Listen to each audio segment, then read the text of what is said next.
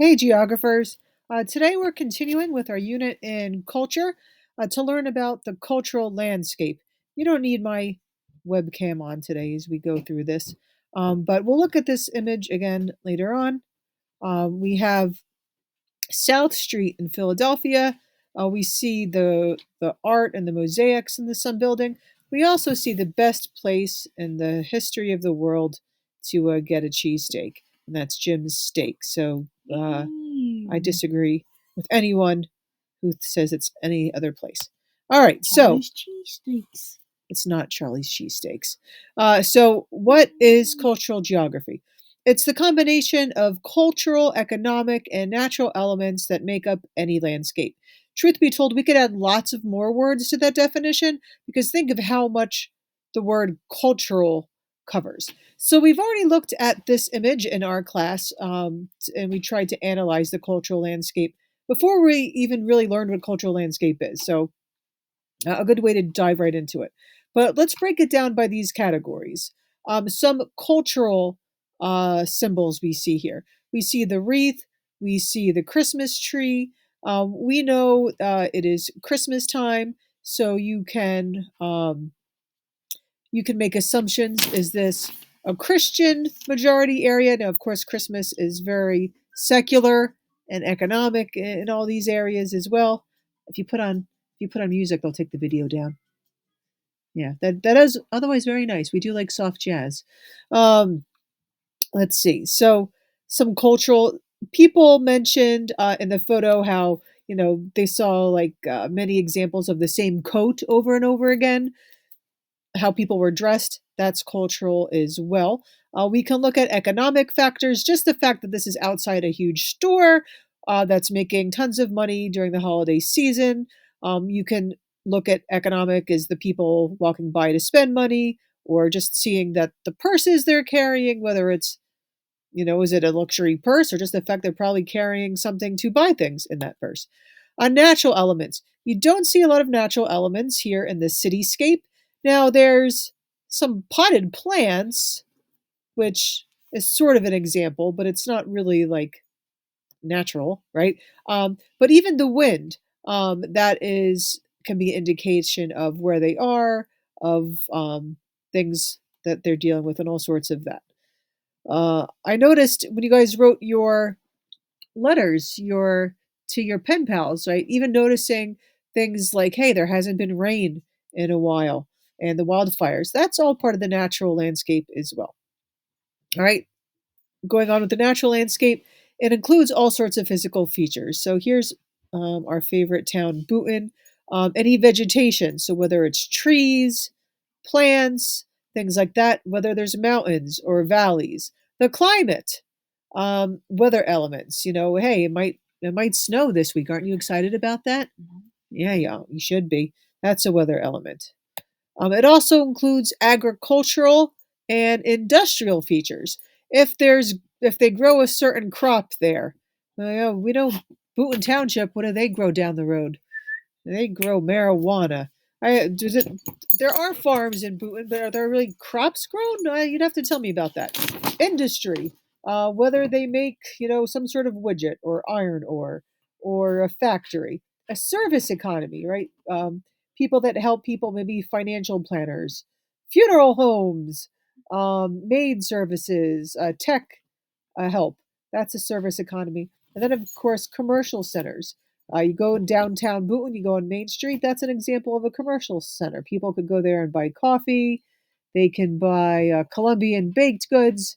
They could buy pizza, Jamaican empanadas, thrifted goods at the consignment shop. I think they can get auto parts. That's right. I'm sure there's plenty of other things you can buy in downtown Bhutan. Um, oh, you can go to that Sabrina's bakery, and she has like little costume jewelry and stuff there too. All right. Religious and linguistic features. So let's bring it back to this photo of New York City. If you see language on the signs, that gives an idea of the language. So here we see, okay, it's English. You'll see some areas where there's more than one language. Belgium, for example, you're going to almost always see like 4 or 5 languages. Are there places of worship in the image? Are there any representation of religious holidays? So here you see representation of Christmas, which is both celebrated religiously and secularly. We have evidence of secret occupancy. All right, so this I think was a vocab word you guys did. If it wasn't, I'm going to add it to the list. But I'm pretty sure it was. So this occupancy. So think occupancy. You occupy an area, and then think of sequential, like a number order. So if you look at a landscape, can you look of examples of different time periods in history? So here's an example. This is New York City. And in the back, you see more modern buildings. But here, on the corner here, this is Francis Tavern. This tavern dates back to the 17 teens, I believe. During the Revolutionary era, lots of people convened here and had meetings here, including Washington and Hamilton. For all you Hamilton fans, in this tavern, I believe, is the room where it happened. I believe it's in this tavern right here. So this is an example. You can still go there today. I went there and learned about Hamilton myself. You can still go there and have a meal or a drink. So this is an example of sequent occupancy. All right. Traditional and modern architecture relates to secret occupancy as well. When you look at the buildings that are left standing, if they're older, why are they still preserved or why are they not preserved? That can reflect honor, power, indigenous groups, all sorts of things. This building is from Quinault Parker. Chief Quinault Parker was the last Comanche chief. Um, this building was near Fort Sill. He died in around, I want to say 1911 or so. And this building was kept in his family for generations. How many generations can you have from 1911? But if you, it was then moved, I believe, to almost like an amusement area. And it is, you can see, unfortunately, in disarray. And there's some people trying to make efforts to stop this. Right? A lot of famous people came to this building back in the day. So what does it show that it was preserved for so long? And then what does it show that it's since not being preserved, right? Things to think about.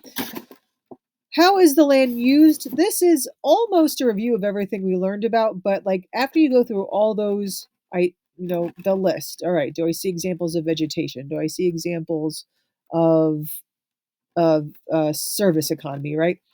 How is the land itself being used? So think: is it used for agriculture? Is it transportation? Maybe it's a road. Maybe there's an airport. Maybe it's a railway. Is it residential?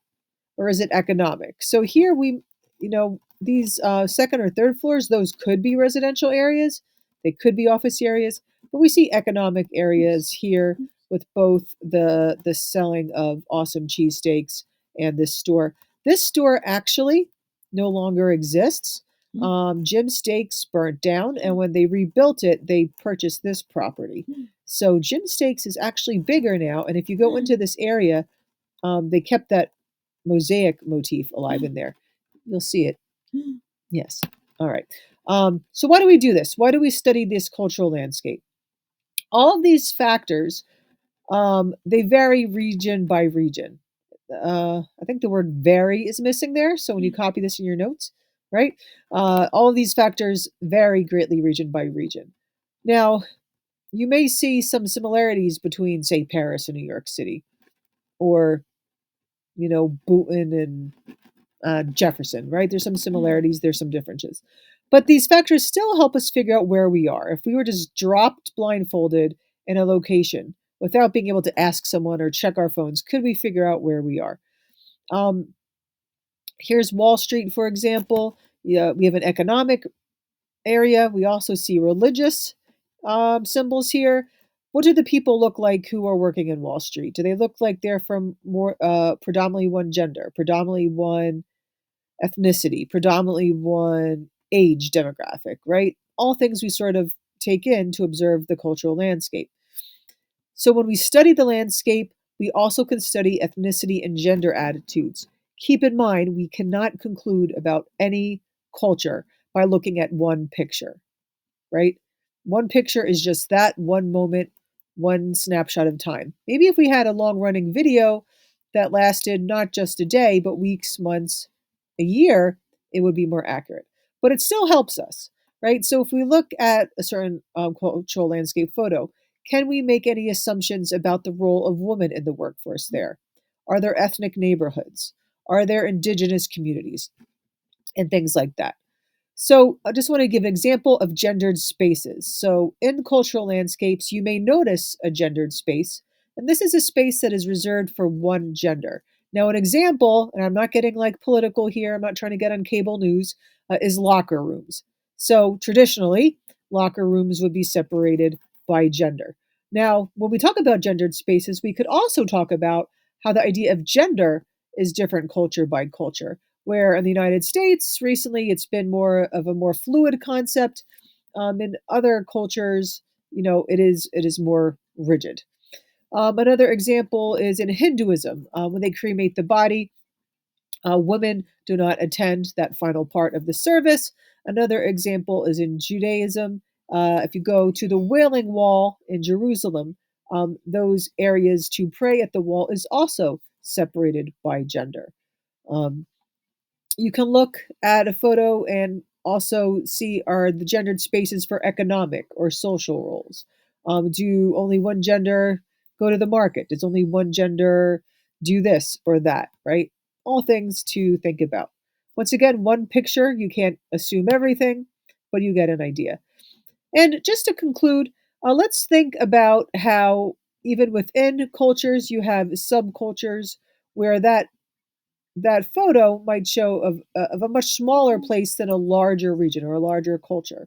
Whether it is Chinatown in New York City, as you see above here, right? If you to go to Chinatown, you might actually feel like you're in China with the languages you see, the food they sell, and all things like that. We have Little Havana in Miami.